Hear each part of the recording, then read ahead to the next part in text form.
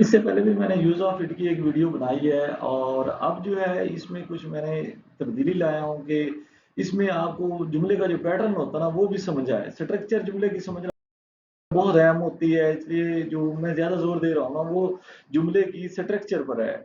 इसका इस्तेमाल बिल्कुल सिंपल सा लिख दिया मैंने कि छोटे बच्चे को भी समझ आ जाए, 10 साल का बच्चा भी इसको समझ सकता है। टॉकिंग अबाउट द वेदर, जब आप मौसम के बारे में बात करते हैं, we use it to tell someone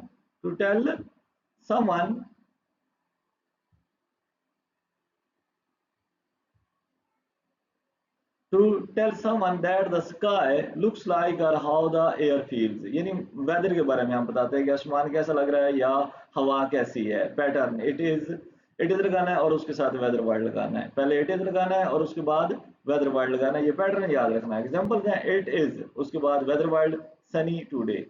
example फिर it is rainy outside, rainy मतलब वेदर वर्ड हो गया outside. Example it is cold, it is cold right now.